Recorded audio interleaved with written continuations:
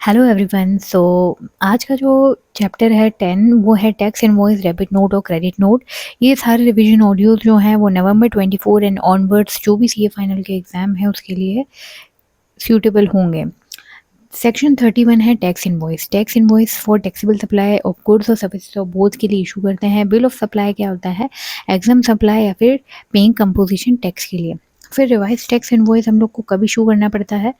वो हम लोग को करना पड़ता है with in 1 month of the grant of registration.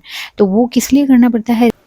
For the invoice already issued, which is beginning with the effective date of registration till the date of issuance of certificate of registration। यानी कि effective date से certificate के बीच में जो भी invoice दिए हैं वो रिवाइज करने पड़ते हैं। उसके लिए रिवाइज टैक्स इन्वॉइस इशू करते हैं। और अगर नो इन्वॉइस करना है तो 3 कंडीशन होनी चाहिए। वैल्यू लेस देन ₹200 है, रेसिपिएंट अनरजिस्टर्ड है, और जो रेसिपिएंट जो है does not require such invoice. यहाँ पे consolidated invoice can be issued at the end of the day. Receipt voucher क्या होता है? For advance receipt for supply. इसकी रेट है 18% इफ नॉट डिटर्मिनेबल, और सप्लाई क्या है? Interest rate if not determinable. Refund voucher क्या होता है? For the refund of advance received. Self invoice by recipient in case of RCM जहाँ पे सप्लायर अनरजिस्टर्ड है। पेमेंट वाउचर क्या होता है? By recipient when he makes payment to the supplier. और डिलीवरी चालान कहाँ होता है? Supply of liquid gas, transportation of goods for job work, transportation other than supply है, या फिर नोटिफाइड सप्लाईज। बेसिक चीज़ें पढ़ी। Time limit for issuance of invoice की बात करें। इनवॉइस की बात करें तो क्या होता है कि अगर नॉर्मल सप्लाई है या कंटिन्यूस सप्लाईज है, ये तो फिर से रिवाइज कर रहे हैं हम लोग एक बार। गुड्स के केस में क्या होता है? अगर नॉर्मल सप्लाई है, अगर मूवमेंट ऑफ गुड्स है तो at the time of removal of goods. अगर मूवमेंट नहीं इन्वॉल्व है at the time of delivery. Continuous supply है तो बिफोर और at the time of issue of successive statements और पेमेंट डेट। और सेल ऑन रिटर्न या फिर अप्रूवल बेसिस है तो यहाँ पे क्या होता है? अर्लियर टाइम ऑफ सप्लाई यानी कि जो अप्रूवल डेट है, और 6 month from the date of removal. Services के केस में नॉर्मली क्या है? 30 days from the supply of service है। और बैंक एनबीएफसी इंश्योरेंस कंपनी क्या है? 45 days from the supply of service है। अगर कंटिन्यूस सप्लाई ऑफ सर्विसेज है, ड्यू डेट पता है तो ऑन और बिफोर ड्यू डेट। किसी इवेंट से लिंक्ड है तो ऑन और before the date of completion of event. और ड्यू डेट असर्टेनेबल नहीं है तो ऑन और before the date of payment. Manner of issuing the invoice क्या होता है? गुड्स में 3 कॉपीज जाती है, सर्विस में 2 कॉपीज जाती है। गुड्स में ओरिजिनल कॉपी रेसिपिएंट के लिए, डुप्लीकेट कॉपी ट्रांसपोर्टर के लिए, और डुप्लीकेट कॉपी सप्लायर के लिए। और सर्विसेज में जो ओरिजिनल है वो रेसिपिएंट और डुप्लीकेट है सप्लायर के लिए। रिवाइज टैक्स इनवॉइस की जब हम लोग बात करें तो रिवाइज टैक्स ऑफ इनवॉइस जो है वो इफेक्टिव डेट से लेके सर्टिफिकेट ऑफ रजिस्ट्रेशन है वहाँ का हम लोग को क्या करना है? रिवाइज टैक्स इनवॉइस देना पड़ता है। और कब इशू करना पड़ा है? With in 1 month from the date of issuance of certificate of registration. जब सर्टिफिकेट आया उससे 1 महीने के अंदर रिवाइज टैक्स इनवॉइस हमें इशू करना पड़ता है। लेकिन कौन से पीरियड के लिए करना पड़ता है वो मैंने बता दिया, वो है इफेक्टिव डेट ऑफ रजिस्ट्रेशन से लेके date of issuance of certificate of registration. तो रिवाइज टैक्स इनवॉइस की बात करें, रेसिपिएंट अगर रजिस्टर्ड है तो हमेशा करना है, और रेसिपिएंट अगर अनरजिस्टर्ड है और अगर इंट्रा स्टेट मतलब सेम स्टेट की सप्लाईज है तो कंसोलिडेटेड इनवॉइस चलेगा। और इंटर स्टेट सप्लाईज है प्लस वैल्यू जो है वो 2.5 लाख 2.5 लाख से ज़्यादा है और रेसिपिएंट्स तो no consolidated invoice. Particulars of tax invoice, इसमें कॉन्जिक्यूटिव सीरियल नंबर है, not exceeding 16 characters. Recipient registered है तो क्या हो जाएगा? नेम, एड्रेस, GSTIN और UIN ऑफ द रेसिपिएंट आ जाएगा। रेसिपिएंट अगर अनरजिस्टर्ड है और वैल्यू ऑफ सप्लाई जो है ₹50,000 और मोर है तो क्या आ जाएगा? Name and address of the recipient and address of the delivery along with the name of the state and code. But अगर लेस देन ₹50,000 है तो जो अनरजिस्टर्ड रेसिपिएंट है may still request the aforesaid details to be recorded in the tax invoice. तो वो चाहेगा कि हाँ भले ही रिकॉर्ड उसमें कर लो। Provided that in cases involving supply of online money gaming है और in the cases where any taxable service जो है वो supplied कर रहे हैं by or through an eco or by a supplier of OIDR services to a recipient who is an unregistered person। recipient यहाँ पे unregistered हो गया irrespective of the value of the supply। Value जो है कितनी भी हो सप्लाई की, यहाँ पे टैक्स इनवॉइस इशू करेगा registered person and that shall contain the name of the state of the recipient। Recipient का स्टेट हम लोग को बताना पड़ेगा और वो हम लोग क्या करेंगे? the same shall be deemed to be the address on the record of the recipient, on the record of the recipient। तो नेम ऑफ स्टेट बताना पड़ेगा।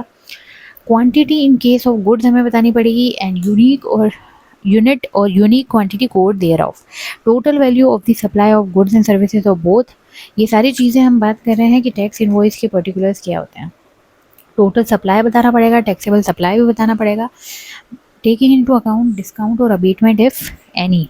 रेट ऑफ टैक्स बतानी पड़ेगी, amount of tax charge in respect of taxable goods और services, place of supply बताना पड़ेगा along with the name of the state in case supply in the course of inter state trade और commerce, address of the delivery where the same is different from the place of supply. Place of supply कर पे अलग होता है पर address of delivery अलग होता है, तो वो बताना पड़ेगा। Tax is payable on reverse charge basis and signature और digital signature of the supplier और इज ऑथराइज रिप्रेजेंटेटिव।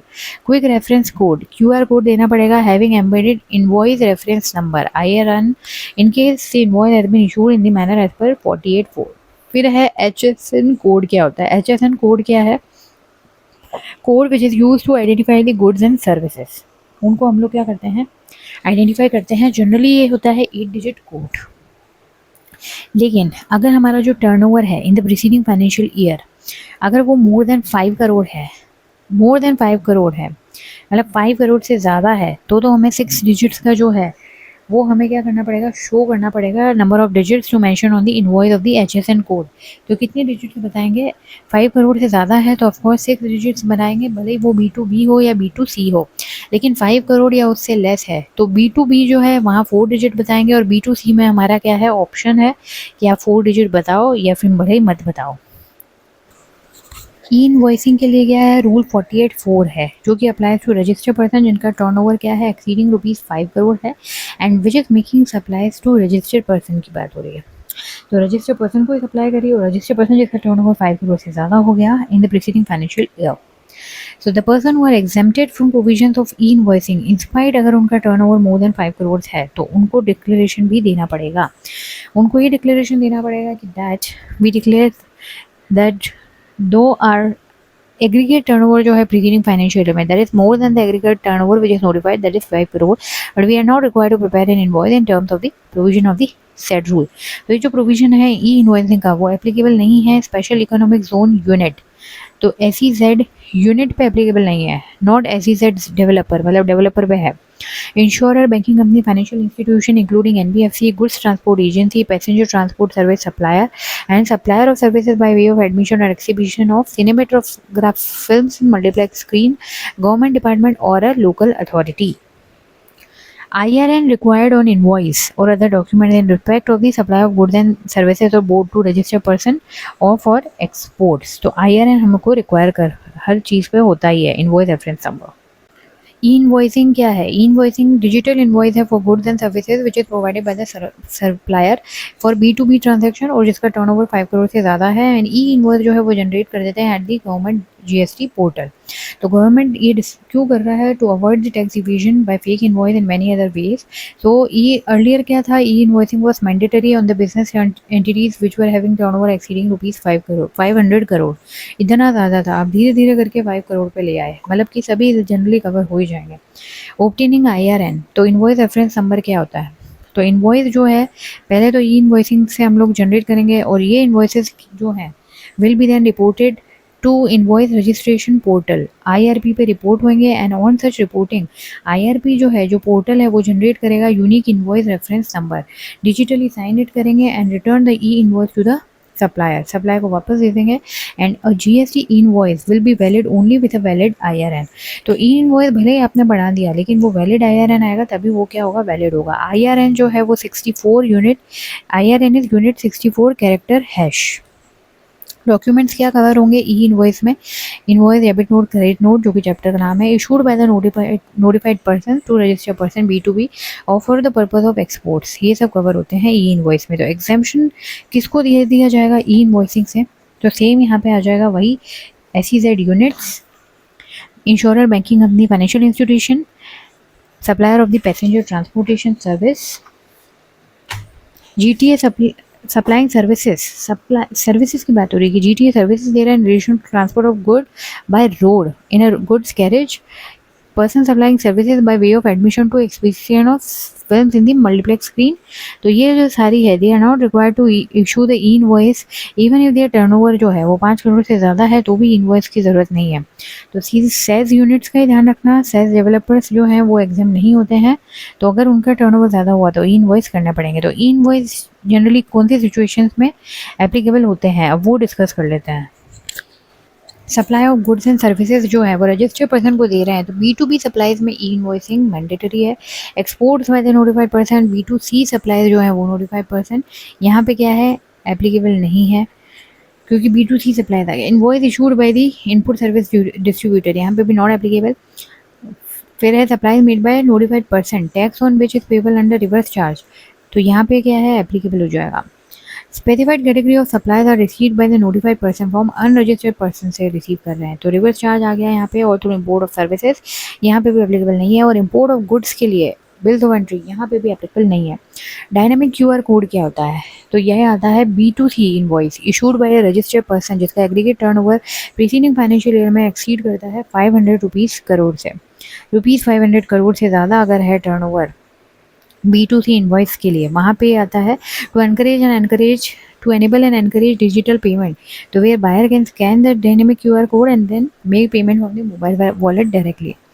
यहाँ पे not applicable to an issue, not applicable to an invoice which is issued to an unregistered person, किसी unregistered person को दिया। और suppliers कौन कौन है, वही सेम लगभग आएंगे, insurer, banking company, financial institution, NBFC, goods transport agency which is supplying services in relation to transportation of goods by road in a goods carriage, supplier of passenger transport service या फिर person supplying services by way of admission to films in the multiplex screen, या फिर supplier of OIDAR भी यहाँ पे आ गया। And no dynamic QR code in case of exports, अगर एक्सपोर्ट्स की बात करें the supplies are made by a registered person but to an unregistered person, तो however since e-invoice are required to be issued in the case of exports, क्योंकि उसको B2B supplies मानते हैं, but dynamic QR code की ज़रूरत नहीं है। Next debit note और क्रेडिट नोट क्या होते हैं। क्रेडिट नोट की बात करें section 34(1), one or more tax invoice for taxable value or tax charged in that tax invoice, तो वन और मोर टैक्स इनवॉइस है जिसकी टैक्सेबल वैल्यू जो टैक्स चार्ज हमने जो किया है इनवॉइस में is found to exceed the taxable value और the tax payable in respect of such supply, यानी कि ज़्यादा हमने क्या कर लिया है, टैक्सेबल वैल्यू दिखा दी, टैक्स चार्ज जो है वो ज़्यादा कर दिया टैक्स इनवॉइस में।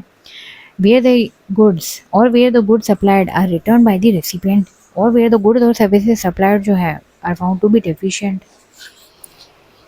सप्लायर ने मतलब वैल्यू ज़्यादा डिक्लेयर करी है या हाई टैक्स रेट करी है, क्वांटिटी रिसीव जो है वो लोअर क्वांटिटी रिसीव करी है, या क्वालिटी जो है वो सेटिस्फैक्ट्री नहीं है, सो हैंस रिक्वायर्ड पार्शियल और total reimbursement of the invoice value. Advance received है, इनवॉइस इशू कर दिया, now refunding the amount, so credit note जो इशू करेगा supplier that will reduce his tax liability, और डिक्लेरेशन ऑफ क्रेडिट नोट है वो return में देना पड़ेगा। क्रेडिट नोट की टाइम लिमिट क्या है, तो जो भी डिटेल है क्रेडिट की इन the return for the month जहाँ पे ये क्रेडिट नोट इशू करते हैं, but not later than 30 November following the end of the financial year जब ये सप्लाई हुई थी, और the date of filing the relevant annual return जब भी फाइल करा, इन दोनों में तो जो भी अर्लियर है वो। Applicability of dynamic QR code की बात करें, जितने भी B2C इनवॉइस हैं जो मैंने बताया टर्नओवर जिसका 500 करोड़ से ज़्यादा है, तो उनको मैंडेटरीली रिक्वायर है कि उनको डायनेमिक QR कोड रखना पड़ेगा। डायनेमिक QR कोड जो है वो हम लोग इनवॉइस पे देते हैं to a person who has obtained a UIN, लेकिन अगर UIN किसी ने ऑब्टेन करा है that is not a registered person as per the definition of registered person, तो देयरफॉर एनी इनवॉइस जो इशूड करा है हमने पर्सन का जिसका UIN है, तो उसको हम मानेंगे कि इनवॉइस जो है वो B2C सप्लाई का है and that shall be comply with the requirement of the dynamic QR code. और अगर इनवॉइस जो है वो इशूड करा है to a recipient outside India for the supply of the services, जिसका क्या हो गया प्लेस ऑफ सप्लाई इंडिया में है as per the provision of the IGST act, लेकिन पेमेंट भी जो रिसीव करा है सप्लायर ने वो क्या है कन्वर्टेबल फॉरेक्स में है या फिर इंडियन रुपीज़ में है परमिटेड बाय RBI, तो ये जो सर्विस है ना सप्लाई ऑफ सर्विस, इसको ऑफकोर्स हम लोग क्या है एक्सपोर्ट ऑफ सर्विसेज नहीं मानते, नॉट कंसिडर्ड एज एक्सपोर्ट, तो ये जो सच इनवॉइस है that may be issued without having a dynamic QR code as such, क्यों इसको बिना डायनेमिक QR कोड के हम लोग इशू कर सकते हैं क्योंकि रेसिपिएंट तो बाहर है ना, क्योंकि डायनेमिक QR कोड जो है वो can not be use by the recipient located outside India for making the payment to the supplier. Export of services की जो कंडीशन होती है, तो प्लेस ऑफ सप्लाई क्या है आउटसाइड इंडिया होना चाहिए, लेकिन ये तो प्लेस ऑफ सप्लाई इंडिया में हो गया, सिर्फ रेसिपिएंट बाहर है, इसीलिए इसको service of exports of service नहीं मानते हैं। नेक्स्ट डेबिट नोट क्या होता है, सेक्शन 34(3) की बात करते हैं। तो डेबिट नोट जब हम लोग इशू करते हैं तो वहाँ पे क्या है कि सप्लायर ने जो वैल्यू डिक्लेयर करी है वो क्या है लेस है than the actual value of supply, या फिर लोअर टैक्स रेट है than the applicable in the tax invoice, तो यहाँ पे क्वांटिटी जो है वो रिसीव कर ली है higher than the quantity mentioned in the invoice. So debit note issued by the supplier that will increase his tax liability. और ये भी डिक्लेयर करते हैं in the month in which the debit note was issued. तो उस return में declare in the return of the month in which the debit note was issued. और इसमें कोई भी मैक्सिमम टाइम लिमिट नहीं है. डेबिट नोट में क्या है, सप्लीमेंट्री इनवॉइस भी आता है और details of the debit in the return for the month during which the debit note was issue. Procedure in case of return of the time expired medicine या drugs. तो common trade practice है pharmaceutical sector में कि drugs और medicine are sold by the manufacturer to the wholesaler and the wholesaler to the retailers on the basis of an invoice or a bill of supply. Such goods have a defined life term जिसको हम लोग कहते हैं date of expiry also refer वहाँ तक किया जाता है. And good which have cross their date of expiry they are colloquially referred to as time expired goods and they are returned back to the manufacturer on account of the expiry through the supply chain. वापस manufacturer के पास जाता है. तो date of expiry और कोलोक्वली का मतलब होता है in everyday language they are refer to as time expired goods. तो यहाँ पे दो ऑप्शन फॉलो कर सकते हैं कि जो return of time expired goods हैं उसको हम लोग फ्रेश सप्लाई मान लें. इन केस द पर्सन जो रिटर्न कर रहा है टाइम एक्सपायर्ड गुड्स को, अगर वो पर्सन other than a composition tax payer है तो वो क्या करेगा, he may the option return the goods by treating as a fresh supply. तो वो क्या करेगा, इनवॉइस इशू करेगा रिटर्न सप्लाई के लिए. And the value of the good जो इनवॉइस में दिखाएगा on the basis of the goods which were supplied earlier may be taken as the value of the such return supply. तो पहले जब supplied हुआ था वही ले सकता है. एंड द होलसेलर और द मैन्युफैक्चरर जो रेसिपिएंट है that shall be eligible to even take the ITC of the tax levied on the said return supply. तो उसको आईटीसी भी मिल जाएगा. तो यहाँ पे इनवॉइस हम लोग क्या करेंगे, इशू करेंगे अगर वो other than composition tax payer है. अगर वो कंपोजिशन टैक्स पेयर है, बी पार्ट है, तो he may return the goods by issuing a bill of supply. Composition tax payer जो है वो बिल ऑफ सप्लाई करेगा और pay the tax rate at the rate applicable to the composition tax payer. और उसको कोई भी आईटीसी वगैरह नहीं मिलेगा रेसिपिएंट को. अनरजिस्टर्ड पर्सन अगर करता है तो he may return the goods by issuing any commercial document without charging any tax, क्योंकि अनरजिस्टर्ड पर्सन टैक्स चार्ज नहीं कर सकता. And with the time expired goods which have been return by the retailer wholesaler, अगर वो destroy करता है manufacturer तो जो आईटीसी जो है उसका क्या करेंगे, डिस्ट्रॉयर वाले पे आईटीसी नहीं मिलता. ऑप्शन 2 है, ये पहला ऑप्शन था कि हमने उसको फ्रेश सप्लाई माना. ऑप्शन 2 जो है वो हम लोग कह रहे हैं कि return of the time expired goods है by issuing the credit note. तो यहाँ पे जो भी मैन्युफैक्चरर होलसेलर है जिसने सप्लाई करा है गुड्स को टू द होलसेलर या फिर रिटेलर को दिया है, मैन्युफैक्चरर ही है मेन तो, पर मैन्युफैक्चरर या होलसेलर आपस में होलसेलर या रिटेलर को देने हैं. तो मैन्युफैक्चरर जिसने सप्लाई करा तो has the option to issue a credit note in relation to the time expired goods return. तो रिटेलर होलसेलर जो है may return the time expired goods by issuing a delivery challan. तो वो लोग तो डिलीवरी चालान करेंगे और ये लोग सप्लायर जो है क्रेडिट नोट कर सकता है. तो अगर credit note is issued with in the time limit जो स्पेसिफाई करी है, जो टैक्स लायबिलिटी जो है वो क्या हो जाएगी, एडजस्ट हो जाएगी by the supplier and subject to the condition that जो पर्सन रिटर्न कर रहा है टाइम एक्सपायर्ड गुड्स को, कंडीशन यहाँ पे यही है कि he has neither availed the ITC और इफ अवेलेबल अवेल्ड कर लिया है उसने तो वो क्या कर दिया है, रिवर्स कर दिया है ITC so availed against the goods being return. However अगर जो टाइम लिमिट है वो लैप्स हो गई है क्रेडिट नोट इशू करने की, credit note may still be issued for such return of goods but the tax liability जो है ना उसको can not be adjusted by him in his hands. Further if time expired goods जो हैं they are return beyond the time period specify, बाद में करते हैं और क्रेडिट नोट फिर बाद में इशू करते हैं कॉन्सिक्वेंटली, तो there is no requirement to declare the credit note on the common portal by the supplier, क्योंकि बहुत लेट हो गया है. तो date is by the person who has issued the credit note, तो वो डिक्लेयर करने की ज़रूरत नहीं है. और उसकी खातिर क्या होगा कि जो टैक्स लायबिलिटी है that can not be adjusted in this case. And where the return time return जो भी है ये टाइम एक्सपायर्ड गुड्स हैं वो क्या होते हैं, डिस्ट्रॉय बाय द मैन्युफैक्चरर. तो वो क्या होता है, reverse ITC attributable to the manufacturer of such good. वापस जो आईटीसी है मैन्युफैक्चरर के लिए वो डिस्ट्रॉय गुड्स पे तो नहीं मिलता है, तो वो क्या करेंगे, रिवर्स करेंगे आईटीसी को. एग्जाम्पल के लिए समझा रहे हैं कि डेट ऑफ सप्लाई है 1 July 2022, date of return first case में है 20 सितंबर 2023, नेक्स्ट ईयर में 20 सितंबर.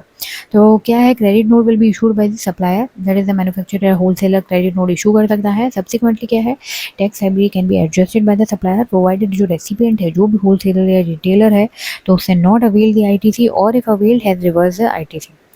नेक्स्ट डेट ऑफ सप्लाई है 1 जुलाई 2022 और डेट ऑफ रिटर्न जो है वो है 15 दिसंबर 2023 नेक्स्ट ईयर का. तो क्रेडिट नोट इशू करेगा सप्लायर का but there is no requirement to upload the same on the common portal. तो यहाँ पे अपलोड नहीं करेंगे, टाइम बार्ड हो गया वो, तो tax liability can not be adjusted. क्यों टाइम बार्ड हुआ? क्योंकि उसकी लिमिट क्या थी, 30 November following the end of the financial year to the original supply और date of furnishing the annual return whichever is earlier. 30 नवंबर की बात कर रहे हैं ना, 15 दिसंबर, तो वो क्या है यहाँ पे, no need to upload on the common portal और टैक्स लायबिलिटी भी एडजस्ट नहीं कर सकते। कुछ पॉइंट्स और आ जाते हैं। Invoice cum bill of supply कहाँ देते हैं, तो ये तब दिया जाता है document issued by the registered person जो सप्लाई कर रहा है, टैक्सेबल भी और एग्जाम सप्लाईज भी कर रहा है टुगेदर, और अनरजिस्टर्ड पर्सन को कर रहा है, अनरजिस्टर्ड रेसिपिएंट को कर रहा है। सेकेंड है कि exemption from the generation of the e invoice available for the entity as a whole and not restricted by the nature of the supply. मतलब कि एंटिटी एज ए होल को exemption मिलता है। सो द इशू की exemption जो है वो entity as a whole को मिलता है कि नहीं, of course entity as a whole को मिलता है, नेचर ऑफ सप्लाई के नहीं मिलता है। And then next third point है e-invoice with respect to supplies which are made to a TDS deductor। तो वेदर ई-इनवॉइस यहाँ पे क्या एप्लीकेबल है, supplies made by registered person जिसका टर्नओवर भी क्या है, एक्सीड हो गया है। बट वो ई-इनवॉइसिंग के लिए बात करते हैं हम लोग कि supplies made by registered person to government department, establishment, government agency, local authorities, PSU, जो कि क्या है टैक्स डिडक्टर्स हैं अंडर सेक्शन 51। तो यहाँ पे क्या आ गया है कि भाई ये सोनली ये जो गवर्नमेंट डिपार्टमेंट्स वगैरह हैं, they are registered solely for the purpose of TDS and they are to be treated as the registered person। तो अकॉर्डिंगली जो रजिस्टर्ड पर्सन है जिसका टर्नओवर एक्सीड हो जाता है, तो उनको तो क्या करना पड़ता है कि they are required to issue e invoice for the supplies made to such government department, establishment, government agencies. तो यहाँ पे क्या है कि अगर वो रजिस्टर्ड पर्सन में कवर हो गया तो ई इनवॉइसिंग भी एप्लीकेबल हो जाएगी, क्योंकि supplies made by registered person to registered person हो गया। सेकेंड है यहाँ पे एक और नया पॉइंट आता है कि कंसोलिडेटेड टैक्स इनवॉइस जो है वो हम लोग को कब करना पड़ता है। कंसोलिडेटेड रिवाइज टैक्स इनवॉइस की बात करें, पहले इंटरस्टेट की बात कर लेते हैं। इंटरस्टेट अगर B2C है, B2C के केस में हम लोग यहाँ पे कर रहे हैं, तो इंटरस्टेट B2C है और अगर 2.5 लाख से क्या है कम है, तो हम लोग क्या करेंगे, उसको हम लोग स्टेट वाइज ही कंसोलिडेटेड इनवॉइस कर देंगे। बट इंटरस्टेट B2C है और 2.5 लाख या उससे ज़्यादा है तो रेसिपिएंट वाइज कंसोलिडेटेड इनवॉइस है। और इंट्रा स्टेट अगर है, एक सेम स्टेट में B2C है, तो वहाँ पे भी कंसोलिडेटेड इनवॉइस हो जाएगा। स्पेशल केसेस है गुड सेंट इन कम्प्लीटली और सेमी नॉकडाउन कंडीशन और इन बैच या लॉट्स। तो सप्लायर क्या करेगा, कंप्लीट इनवॉइस कब करेगा, बिफोर फर्स्ट डिस्पैच कर देगा। And delivery challan for every consignment along with the copy of the complete invoice. Delivery challan भी जाएगा and original copy of invoice है that has to be sent with the last consignment. Last consignment के साथ original copy of invoice जाएगा। Document other than the tax invoice permitted. तो यहाँ पे क्या है, गवर्नमेंट नोटिफाइड केसेस हैं कि सप्लायर हमारा कौन है, insurance, banking company, financial institution, NBFC है, तो ये क्या कर सकते हैं, monthly statement can be issued, serial number and address of the recipient they are not required, कोई ज़रूरत नहीं है। तो यहाँ से मंथली स्टेटमेंट इशू कर सकते हैं। GTA for the transfer of goods through road है, जैसे मैंने बताया था ना कि भाई यहाँ पे अलग अलग सप्लायर्स है जो एक्सेप्शंस में आ रहे थे, उनकी बात हो रही है। तो ये GTA for transfer of goods through roads, ये क्या करेगा, वो gross weight of consignment, name of consignor, consignee, registration, number of carriage, details of goods, GSTN of pay, other info as a tax invoice. ठीक है। फिर third है passenger transportation service है, तो यहाँ पे क्या हो जाएगा, टिकट्स कैन बी इशूड और यहाँ पे भी सीरियल नंबर एंड एड्रेस जो है रेसिपिएंट का नॉट रिक्वायर्ड। फोर्थ है services by way of admission to cinema वगैरह, एग्जीबिशन, मल्टीप्लेक्स, तो यहाँ पे ई टिकट इशू कर सकते हैं and other than the details of the recipient. तो यहाँ पे हमारा जो है ये चैप्टर टैक्स इनवॉइस वाला, डेबिट नोट, क्रेडिट नोट वाला ख़त्म होता है। और ये जो भी रिवीजन ऑडियोज हैं वो नवंबर 24 एंड ऑनवर्ड्स सभी उसके लिए एप्लीकेबल होगा। And all the best to everyone जिन सभी के एग्ज़ाम्स हैं। और मैं मिलती हूँ नेक्स्ट चैप्टर 11 से, जो कि है डिमांड एंड रिकवरी। और अगर ये रिवीजन ऑडियोज अच्छे लग रहे हैं so like, share and subscribe my channel. Thank you for listening to this audio. I hope that was helpful to you.